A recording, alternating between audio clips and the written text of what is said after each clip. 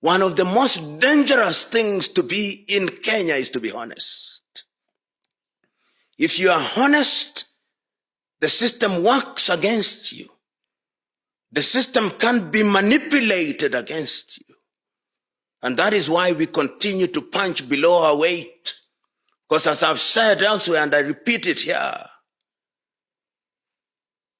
we have allowed hyenas to take care of goats. And what they do is that they eat those goats. Hyenas will never change their hyenahood. They can only become bad hyenas. Corruption is a cancer. And those of us who choose to speak about and against it, it is dangerous business.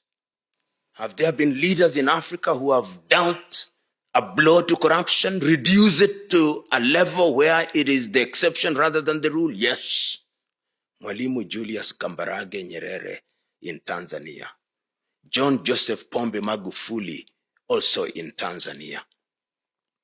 Kwame Nkrumah in his first years in Ghana. Kenneth David Kaunda. Sanseretse Kama. And of course, Paul Kagame in Rwanda. Sasiwurs Ramgulam in Mauritius. It can't be done.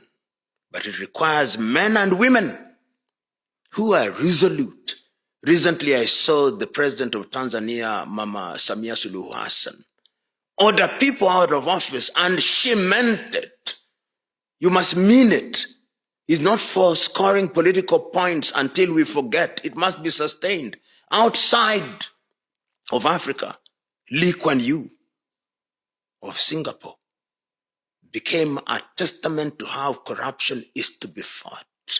And he fought it successfully. And you can see what Singapore, a little island that boasts very little, what it does. It can't be done. Because 90% of people actually want to do the right thing. They are only victims of corruption.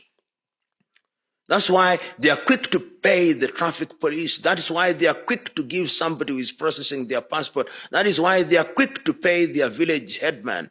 That is why, because they are victims, because we have normalized corruption, we have normalized the absurd. We have changed our creed. Our creed is greed. It can't be done. The shortest avenue to ending corruption must come from the top.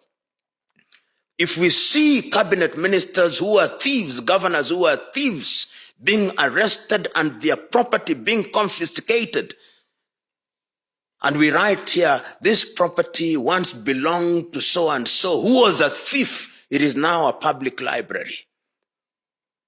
The world will know that once you are a thief, we'll never forget. We buy you from holding public office. You must, the fight against corruption must be vicious. That's why education is very important. It must be vicious. People must suffer pain. If they don't suffer pain, then they will continue to participate in it, and they'll do all that there is to deal with the few that are not participating in it, and they will try to recruit them. You know, corruption is systemic. It is both systemic and coherent in the manner in which it operates.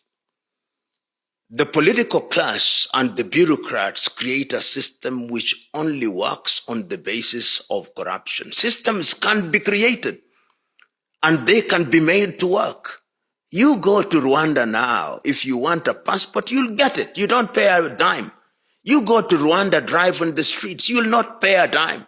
You go to Rwanda, and I've done it, you can cause a company to be incorporated within 1 hour. It can be done. During John Joseph Pombe Magufuli's presidency in Tanzania, only recently, I'm giving you a more recent example, things can be done, systems can be cleaned up. And we know that there are places where things can be cleaned up. It is just a question of sustained political action, and you re-educate the people and make corruption expensive and painful. Then it can be done. It's not something that has not been done. Is something that can be done and has to be done.